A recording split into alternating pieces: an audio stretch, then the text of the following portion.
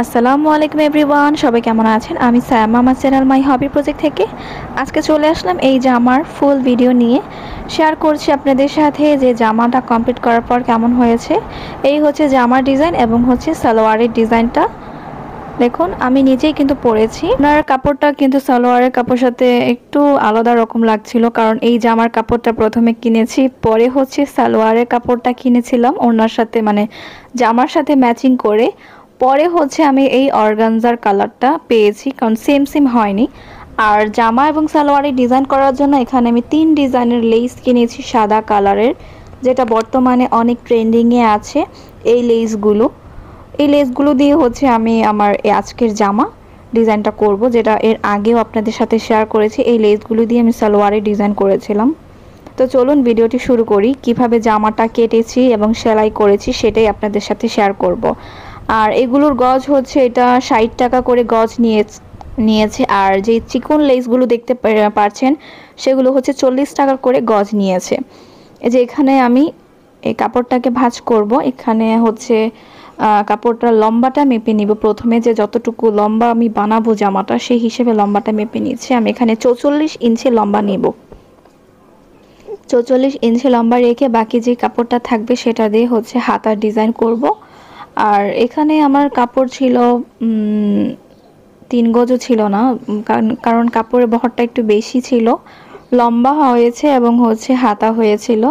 তো হাতায় হচ্ছে ডিজাইন করে হাতাটা 3/4 বানিয়েছি। দেখুন এখানে 44 ইঞ্চি লম্বা সামনে এবং পিছনের পাট কেটে পরে হাতার কাপড়টা আলাদা করে নিচ্ছি। এখানে আমার হাতার লম্বা ছিল 11 ইঞ্চির মতো। আর বাকি যে কাপড়টা সেটা হচ্ছে আমি ডিজাইন করে জয়েন করে নিয়েছি। তো জামার সামনের অংশ এবং পিছনের অংশটা আমি আলাদা করে নিচ্ছি। দেখুন এখন হচ্ছে কাঁধের মাপ নিচ্ছি। এখানে কাঁধ নিচ্ছি 7 ইঞ্চি, কারণ পিছনে উঠানো গলা দিব, মানে নৌকা গলা দিব, সামনে 4 কোনা গলা হবে। আপনারা যদি বড় গলা সামনে পিছনে বড় গলা চান তখন আপনাদের কাঁধের মাপটা বড়দের ক্ষেত্রে 5 ইঞ্চি নেবেন। তখন আপনাদের কাঁধটা দেখবেন কাঁধের থেকে খুলে যাবে না, সুন্দর হবে। আর যদি পিছনে উঠানো গলা হয় সেক্ষেত্রে আপনারা 7 ইঞ্চি দিবেন। আর যদি হেলদি অনেক মোটা মানুষ হয় তখন 7.5 ইঞ্চি দিতে পারেন। এখন আমি এখানে 1/2 ইঞ্চি শোল্ডার ডাউন করে দিয়েছি, কারণ যেহেতু পিছনে উঠানো গলা হবে। আর এই যে দেখুন হাতার মোহরাটা কেটে নিলাম। এখানে 6 ইঞ্চি মাপ নিয়ে আমি এখানে হচ্ছে কেটে নিয়েছি এবং বডি পেট কোমরে মাপ নিয়ে দাগ দিয়ে পরে কেটে নিচ্ছি। আর এখানে হচ্ছে চিহ্ন দিয়ে দিলাম।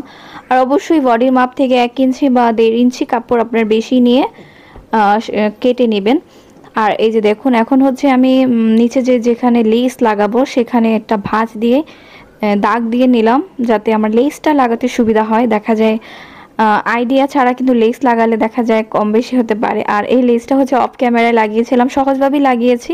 কাপড়টাকে একটু ভাঁজ করে এই ভাঁজের উপরে লেসটা বসিয়ে একটা সেলাই দিয়ে লাগিয়ে নিয়েছিলাম। আর এখন হচ্ছে এই সাদা লেসটা লাগাচ্ছি। তো এই সাদা লেসটা অনেকেই দেখি কাপড় কেটে পরে লাগায়, কারণ আমার এই সেলাই মেশিন দিয়ে লাগাতে গেলে দেখি যে কাপড়টা কুঁচকে যাচ্ছে, যে কারণে কাপড় উপরে সেলাই করে নিচ্ছি। এখানে আর কাটাকাটির প্রয়োজন পড়েনি। আপনারা চাইলে এভাবে লাগাতে পারেন সহজ পদ্ধতিতে। এভাবে আমি জামার নিচে 2টা লেসের লাইন দিয়েছি আর হচ্ছে গলায় করেছি। লেসটা আমি পরিমাণে বেশি এনেছিলাম, কিন্তু পরে দেখি লেসটা শর্ট পড়েছিল। এখন কিন্তু লেস দিয়ে জামা, ওড়না, সালোয়ারের ডিজাইনগুলো খুবই সুন্দর দেখাচ্ছে, মানে সবাই পরছে ডিজাইনগুলো। তো আমি আরও কয়েকটা গজ কাপড় কিনে এনেছি, লেস দিয়ে বানাবো, আপনাদের সাথে সেই ডিজাইনগুলো শেয়ার করবো একটু নতুনভাবে। আশা করি আপনাদের ভালো লাগবে। আর আশেপাশে কিছু শব্দ হচ্ছে বাচ্চাদের শব্দ, এটা আপনারা স্কিপ করবেন। দেখুন এখানে আমি মোহরার অংশ সামনের তালপাট কেটে নিচ্ছি। যেহেতু 4 কোনা গলা, যে কোনো গলা হোক, আপনারা যদি পিছনের গলা ওঠানো হয়, সামনের গলা যদি অন্য যে কোনো হয়, তখন আপনারা সামনের তালপাটটা কেটে নেবেন। আর যদি সামনে পিছে একই গলা হয় তখন আপনারা তালপাটটা কাটতে পারবেন না। দেখুন এই লেসটাকে আমি 4 কোনা ভাবে বসিয়ে নিচ্ছি। এভাবে বসিয়ে উপরে পরে আমি বক্রম দিয়ে গলাটা সেট করে নেব। আর আপনাদের যদি কোনো প্রশ্ন থাকে, কিছু জানার ইচ্ছে থাকে, কমেন্ট করে জানাবেন।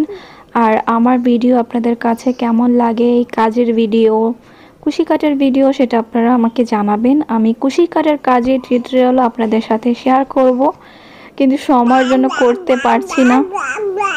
কারণ আমি যখনই কোনো ভিডিও করি দেখা যায় অনেক কথা বলেই ভিডিওটা শেষ হয়ে যায়। এভাবে আমি এই যে গলাটা সেলাই করে নিলাম। এখন এই চারকোনা বক্রমটা কাপড়ের উপর বসিয়ে সেলাই করে নিব।